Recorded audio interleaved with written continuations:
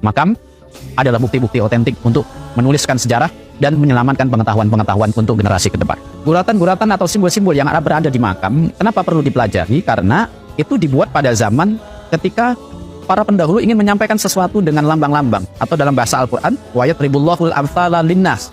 Allah itu membuat permisalan-permisalan atau perlambang-lambangan untuk seluruh manusia, la'allahum yatafakkarun, untuk dipikirkan. Ya. Jadi simbol-simbol, bagaimana cara menghitung umur atau usia makam? Kita bisa menghitungnya dengan mempelajari karakteristik bentuk tren makam pada setiap zaman. Makam tahun 1600 punya tren bentuk-bentuk sendiri. Makam tahun 1700 punya bentuk-bentuk tren sendiri. Makam tahun 1800 punya bentuk-bentuk tren sendiri. Dari situ kita bisa membaca makam ini dari tahun kapan, di mana dibuat, dan pada zaman siapa. Ada satu lagi yang sangat bermanfaat dari menghitung usia makam dan menghitung sejarah Islam.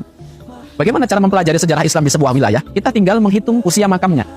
Kalau makamnya berasal dari tahun 1600, berarti usia Islam di situ sudah sampai hari ini sudah 500 tahun. Karena 1600 itu adalah usia makamnya, sedangkan usia orangnya berarti dikurangi 60 atau 70 atau 100 tahun, sebagaimana usia umumnya umat Kanjeng Nabi Muhammad SAW.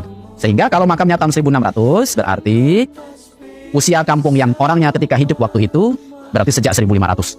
Dari situ kita bisa menulis sejarah kampung kita.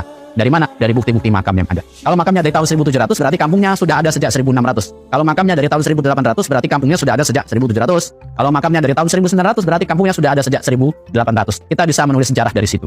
Makam ini juga harus dipelajari dari tata persimbolannya, dan tata persimbolannya ini dipelajari dari mana? Dari manuskrip-manuskrip, dari arsitektur rumah, arsitektur masjid, dan dari pantun-pantun atau pituah-pituah atau piwulang-piwulang atau tembang-tembang, dan juga kita bisa mempelajari dari wayang dan dari macam-macam. Karena di simbol-simbol itu ada di khazanah pengetahuan ini tadi.